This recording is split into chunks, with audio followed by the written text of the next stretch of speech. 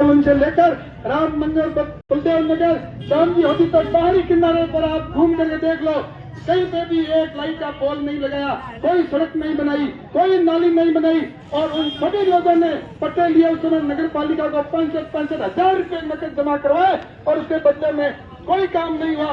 और सरकार के अंदर इतना भ्रष्टाचार है कि नगर पालिका के अंदर कोई पट्टा बनाने के लिए जाता है तो बिना पैसे फाइल आगे तक नहीं गिर सकती है। और कई लोगों ने मुझे ये भी कहा कि वहाँ एक फाइल के 25,000 रुपए रिश्वत के तौर पर मांग रहे हैं। और इनके सभापति और उप सभापति के बीच की जो लड़ाई है वो साबित करती है कि बिना पैसे भारत सरकार के अंदर कोई काम नहीं हो रहा है। और जब कोरोना की महामारी आई तो ये कांग्रेस की पूरी सरकार, मुख्यमंत्री, उप मुख्यमंत्री और सारे विधायक 5 सितारा होटलों के अंदर कैद थे। और उस समय जो कोरोना की महामारी के अंदर बाड़मेर का हर व्यक्ति दस्त झेल रहा था, उस समय हमारे माननीय केंद्रीय मंत्री कैलाश चौधरी बाड़मेर जैसलमेर की प्रत्येक पीएचसी और प्रत्येक सीएचसी तक पहुंचे और उन्होंने उपकरणों की व्यवस्था करवाई और जरूरतमंद को बजट दिया।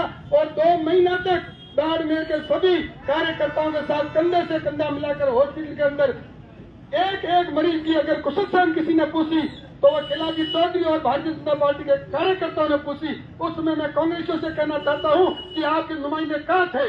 जिस होटल के अंदर कैद थे उसके दोनों तरफ पुलिस के 2 घेरे थे, कोई भी व्यक्ति उनसे मिलना चाहता था तो मिल नहीं सकता था। तो जब लंपी की बीमारी गया आई तो बाड़मेर का विधायक, आप सबको पता है कि राजस्थान गौ सेवा आयोग के अध्यक्ष होने के नाते सबसे ज्यादा गायों की मौतें बाड़मेर हुई और बाड़मेर में भी नंदी गौशाला के अंदर हुई। आप आंकड़े देख लेना। और उन गायों का पाप इस कांग्रेस को लगेगा और जो मुखिया उनको लगेगा। आज ये पाप ये जनता पूरी उतारने के लिए तैयार है कि कब वोट आए और हमें जो जंगल राज, भ्रष्टाचार, कुशासन वाली सरकार को उखाड़ करके बैठे और सुशासन स्थापित करने के लिए भारतीय जनता पार्टी को हम यहाँ स्थापित करें। ये हर व्यक्ति के मन की सोच है। हम गांव के अंदर रथ के साथ जहाँ जहाँ घूमे, लोगों में बहुत आक्रोश था और लोग कह रहे हैं कि कांग्रेस को वोट देकर हमारे को पछताने के अलावा कुछ भी हाथ नहीं लगा। आने वाले समय में हम भारतीय जनता पार्टी के पक्ष में वोट करेंगे, सुशासन वाली सरकार लाएंगे। इन्हीं शब्दों के साथ मैं मेरी वाणी को विराम देता हूँ। बहुत बहुत धन्यवाद। भारत माता की। थोड़ा समय का ध्यान रखना चाहिए। और मैं अब निवेदन करता हूं हमारी लोकप्रिय मैत्री भारतीय जनता पार्टी की आदरणीय प्रियंका जी चौधरी, आपसे आप आए और अपनी बात रखें।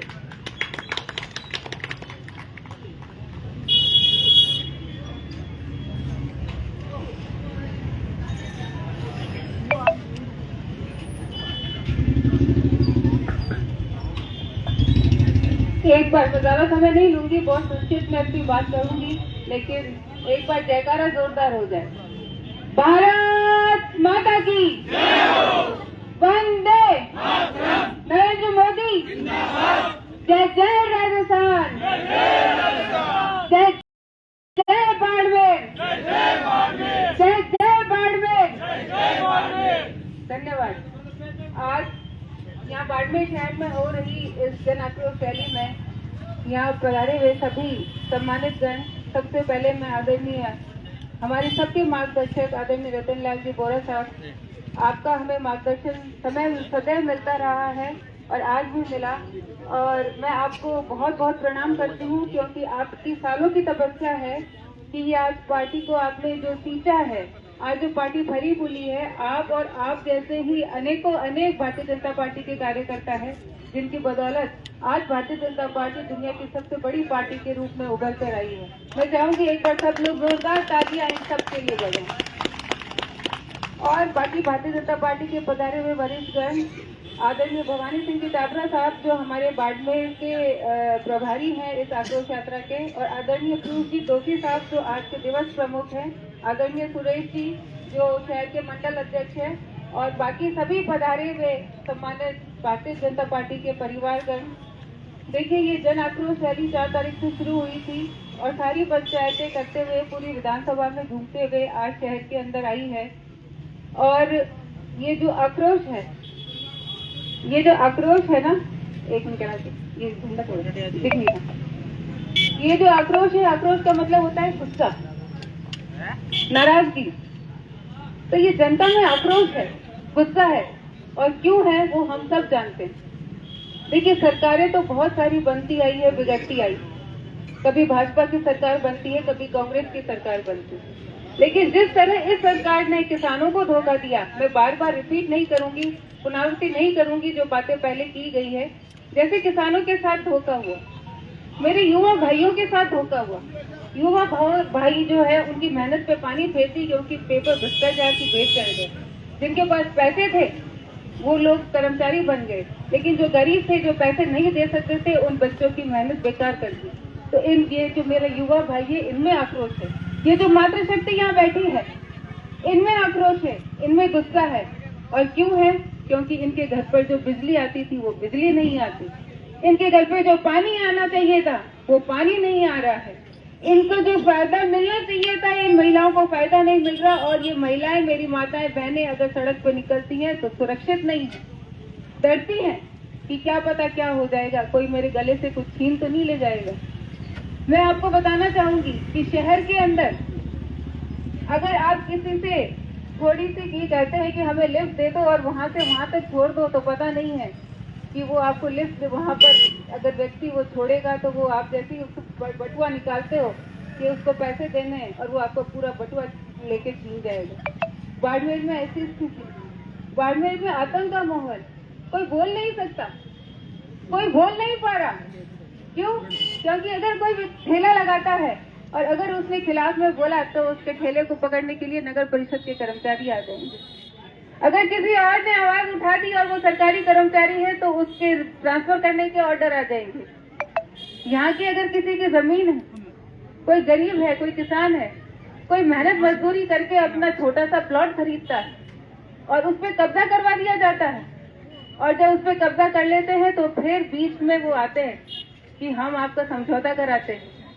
वही आदमी जिसका प्लॉट है उसी से पैसे उस कब्जा करने वाले को दिलाए जाते हैं ताकि वो जमीन उसको उसकी वापस मिल सके। ये सब भू माफियाओं को आगे लाने का काम किया है तो यहाँ की सरकार ने किया है और यहाँ के विधायक ने किया है। यहाँ के विधायक की तो बात ही क्या करें, यहाँ के विधायक की तो आप सबने बताई है, अखबार में पढ़ते होंगे। इस विधायक का जो दुराचार है, ये जो विधायक जो कार्य कर रहे हैं आज से नहीं है, ये 15 सालों से है। 15 सालों से क्या होता है, नगर परिषद में जो चेयरमैन बनता है, आपको ध्यान होगा पिछली सरकार में इस विधायक साहब ने असेंबली में कहा था कि सबसे भ्रष्ट अगर नगर परिषद है तो वो बाड़मेर की है। भ्रष्टाचार होता है नगर परिषद में, करवाते हैं विधायक साहब और हमेशा इल्जाम थोपते हैं चेयरमैन के ऊपर। हर बार मोहरा बनाया जाता है चेयरमैन को, और इस बार फिर लड़ाई हो रही है सभापति और उप सभापति में। क्यों? क्योंकि फिर वही बंटवारे की लड़ाई, फिर वही लड़ाई है। जनता की परवाह किसी को नहीं है। सड़कें क्या बन रही है आप देखिए, एक ही सड़क है, एक बार बनाई तो उसको हफ्ते भर बाद उखड़ गई, दोबारा उसी पे पैच वर्क कर दिया। क्यों? क्योंकि जो ठेकेदार है, जो काम करने वाले हैं, वो सब उनके कमीशन वहां पहुंचता है।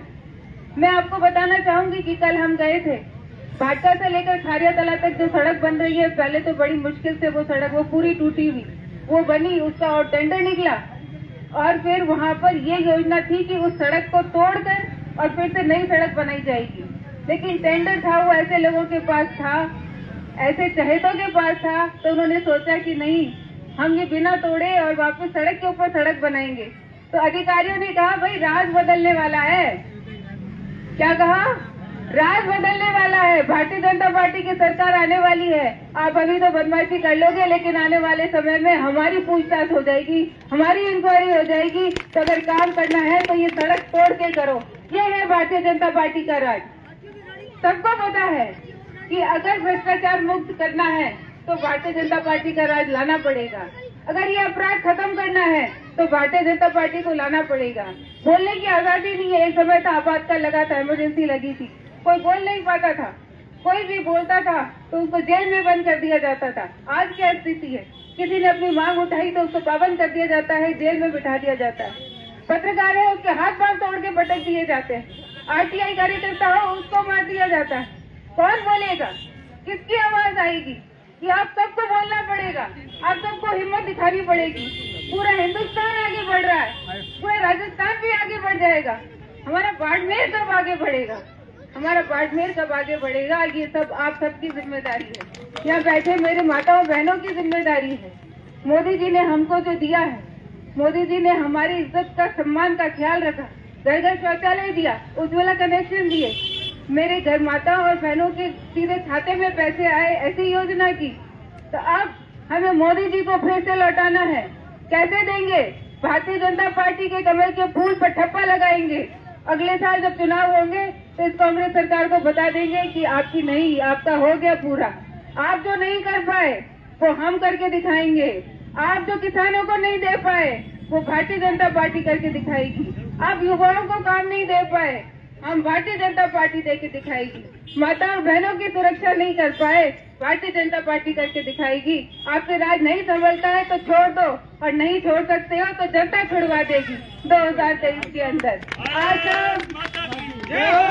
सब यहाँ से संकल्प लेकर जाए, आज सब यहाँ से संकल्प लेकर जाए कि हमारे लिए सबसे पहले राष्ट्र प्रथम। जो राष्ट्र हित में काम करेगा, जो राष्ट्र हित में काम करेगा, हम उसके साथ रहेंगे। ये अभी यात्रा निकाल रहे हैं, भारत जोड़ो यात्रा। अरे भारत को तोड़ा किसने था? जिन्होंने तोड़ा था उनके वंशज भारत जोड़ने निकले हैं। शर्म आनी चाहिए। महंगाई के लिए रैली निकालते हैं, लेकिन महंगाई बढ़ाने वाले भी वो खुद ही है। सबसे महंगा पेट्रोल, सबसे महंगा डीजल, सबसे महंगी बिजली। तो ये आप सबसे मैं विनती करती हूँ कि ठान ले कि 2023 के अंदर जब चुनाव हो तब सब कमल के फूल पे बटन दबाएंगे। और यहाँ जो आतंक है, यहाँ जो डर है, यहाँ जो भय है सब में, वो दूर करना है। और हमें हिंदुस्तान के साथ साथ अपने बाड़मेर को आगे बढ़ाना है। और ये तभी होगा जब यहाँ बाड़मेर के अंदर कमल का फूल खिलेगा और सबकी सुविधा होगी। घर घर पानी भी आएगा, घर घर बिजली भी आएगी और मेरे भाइयों को नौकरी भी मिलेगी। आप सब यहाँ आए, सुना, उसके लिए बहुत बहुत धन्यवाद। जय हिंद, जय भारत। बोलो भारत माता की, नारी शक्ति, युवा शक्ति। धन्यवाद।